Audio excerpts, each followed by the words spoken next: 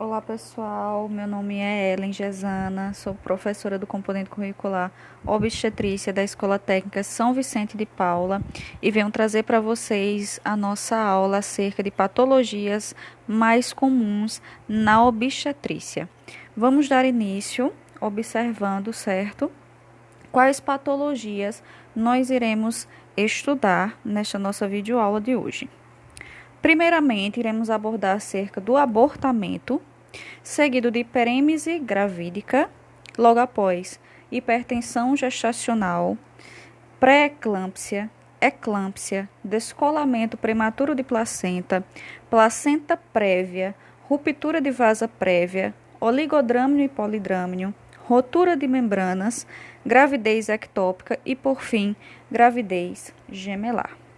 Então, vamos dar início à nossa aula, certo? Falando um pouco, abordando acerca do processo de abortamento.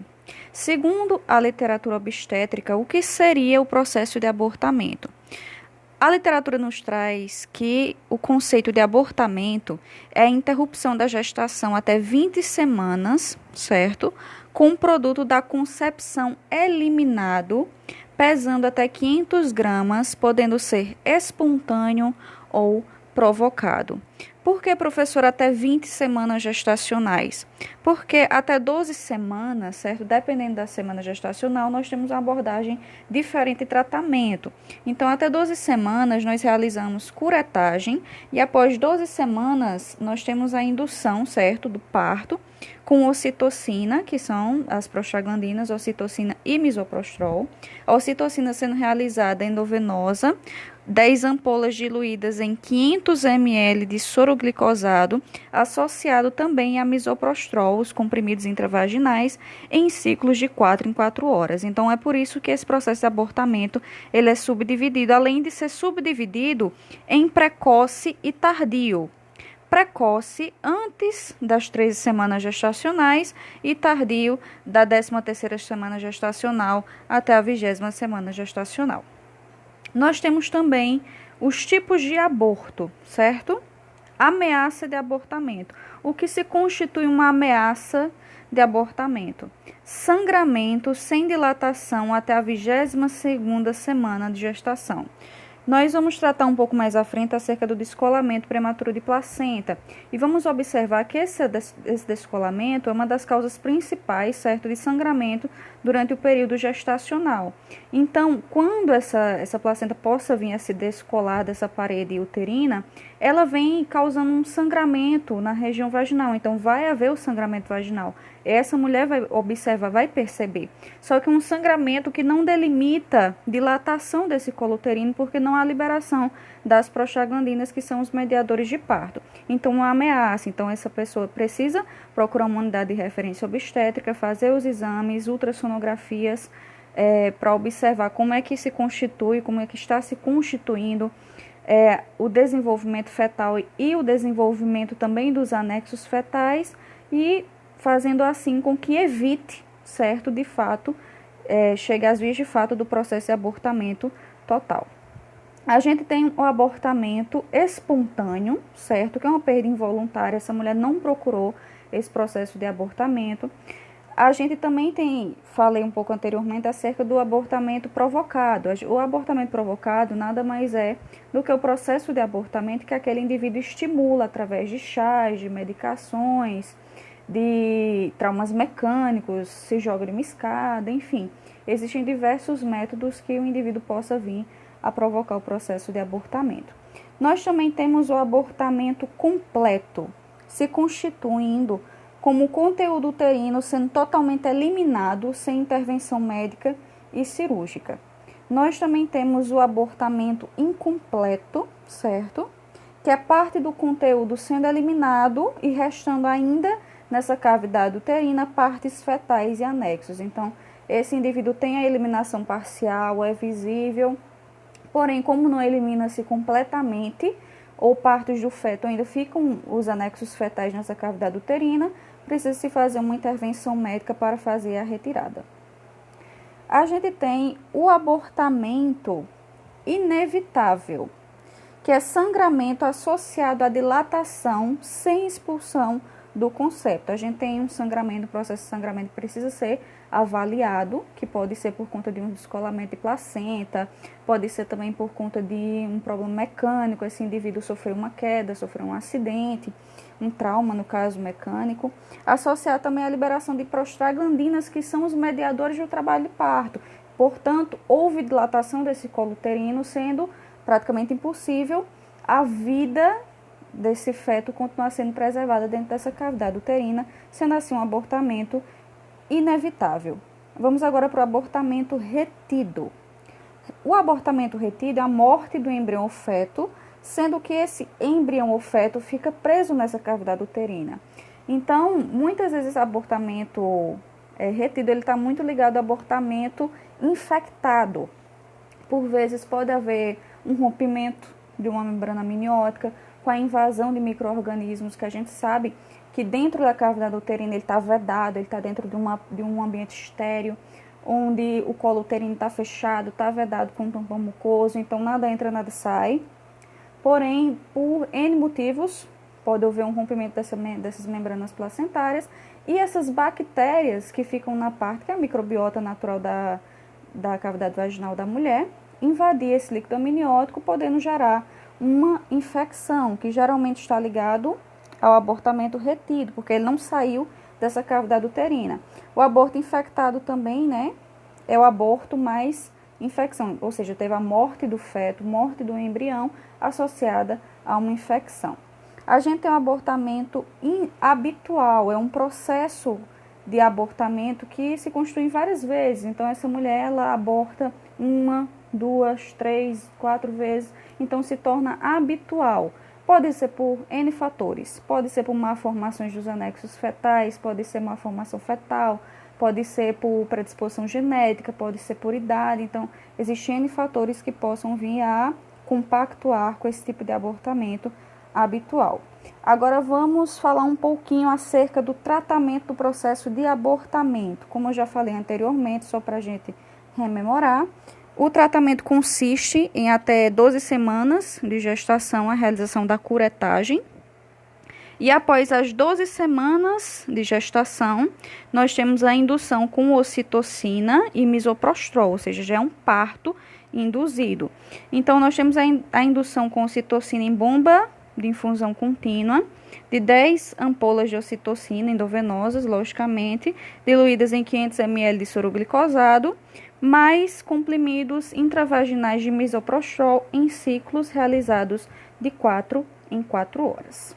Agora vamos para o nosso outro processo patológico chamado hiperêmese gravídica. Eu trouxe para vocês êmese versus hiperêmese. Rememorando um pouco acerca das nomenclaturas e acerca das patologias, né, que já estudamos, a êmese se constitui em vômitos, certo? Então, vamos separar por partes, né? Se a êmese são vômitos, hiperêmese ou hiperêmese são super vômitos, né? Então, a gente chama a hiperêmese gravídica de vômitos perniciosos da gestação. Então, a forma mais grave de náuseas e vômitos durante a gravidez se constitui nessa hiperêmese gravídica. Mas, além, por que se constitui esses vômitos tão perniciosos que possam vir a trazer tantos problemas na saúde dessas mulheres? Não existe uma causa aparente. Existem alguns estudos que ainda não são 100%, né? Podemos dizer assim, que não tem um resultado 100% fidedigno. Porém, muitos apontam para a questão da liberação de determinados hormônios durante o período gestacional. Geralmente, eles associam a gonadotrofina coriônica humana, que é o HCG, e a eliminação também de estrogênio durante esse período gestacional. Então, pode ser um problema de regulação hormonal.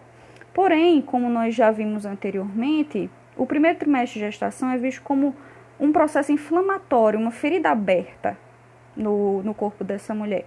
Então, os primeiros sintomas seriam a questão da amenorreia, que é a ausência da menstruação, a êmese, que é o vômito, também tem a questão da sonolência, a fome, que aumenta um pouco mais. Então, todos esses são sintomatologias do processo inflamatório. Mas, Ellen, você não acabou de dizer que é comum o vômito? É. Só que a hiperêmese constitui-se num processo patológico, numa doença. Então, após os 3 meses de gestação, não é comum que essa mulher permaneça vomitando tanto, se sentindo tão mal, até porque a partir do segundo trimestre de gestação, a gente entra em simbiose com o feto, a mulher entra em simbiose, ou seja, eles entram em equilíbrio e se inicia a fase anti-inflamatória da gestação, que é a parte mais tranquila do processo gestacional. Na gravidez gemelar, ele tende a ser mais intenso, exatamente porque são 2 conceptos ali ocupando o espaço da cavidade uterina. O tratamento, qual o tratamento? A avaliação total e completa dessa mulher, mais hospitalização da mesma, certo? Para haver a questão da reposição hidroeletrolítica, certo? A reposição hidroeletrolítica, para repor essa hidratação, porque durante esse processo de vômitos e coercíveis, essa mulher ela não consegue se alimentar adequadamente, ela não consegue nem muitas vezes beber água. Então, ela fica com uma carência altíssima de eletrólitos e também com uma carência altíssima vitamínica. Então, ela precisa desse processo de internação, onde ela vai ser medicada para cessar esses vômitos e fazer essa reposição hidroeletrolítica também. Hoje em dia, são pouquíssimos casos, 0,8%, 2% das gestantes apresentam um quadro de hiperêmese gravídica, porque até por conta da evolução da atenção obstétrica e até mesmo da atenção farmacêutica, surgiram antieméticos potentes que sejam adequados a serem utilizados durante o processo gestacional. Então, no caso de uma hiperêmese gravídica, ela é realmente rara, porém acontece. Então, é de extrema importância que nós tenhamos, como profissionais da saúde, conhecimento acerca da hiperêmese gravídica. Próxima patologia obstétrica muito comum, hipertensão gestacional, certo? Para a literatura, o que seria hipertensão gestacional? A hipertensão, certo? Ou seja, a elevação dos níveis pressóricos ou pressão arterial dessa mulher durante o período gestacional, certo? Casos de aumento da PA sem proteinúria, certo? Porque a eliminação de proteína na urina está ligado ao processo de pré-eclâmpsia e de eclâmpsia. Então, a hipertensão gestacional só são esse aumento, no caso, da pressão arterial fora desses níveis pressóricos preconizados, após 20 semanas de gravidez, retornando os níveis tensionais elevados geralmente no pós-parto, no período de puerpério, de 6 a 12 semanas no pós-parto. Passou desse período de 6 a 12 semanas e não voltou a pressão arterial dessa mulher ao normal, é porque, infelizmente, cronificou, certo? Então, quais são os valores que a gente utiliza de referência?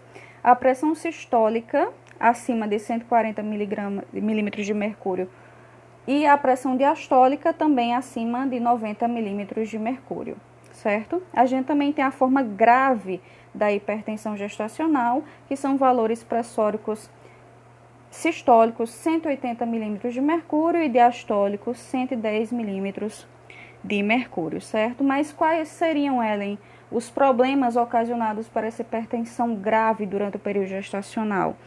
Principalmente lesão em órgãos dessa gestante, que é comum também em todo o processo hipertensivo, tanto em gestante quanto não.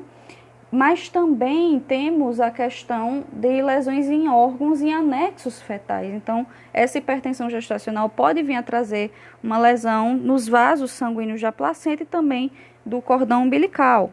E 20 a 50% dessas mulheres tendem a evoluir para pré-eclâmpsia, ou seja, elas desenvolvem a proteína na urina, elas começam a eliminar a proteína na urina, elevando ainda mais o risco dessa hipertensão gestacional, se tornando, então, uma pré-eclâmpsia. Qual seria o tratamento da hipertensão gestacional?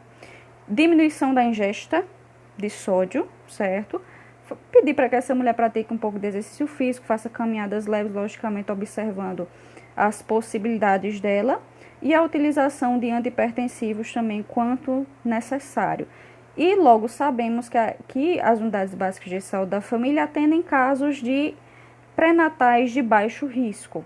E uma hipertensão gestacional é uma elevação do risco desse pré-natal, logo essas mulheres eleva-se o risco e agora seriam levadas a fazer um acompanhamento no pré-natal de alto risco, que nós iremos ver na nossa próxima aula, ok?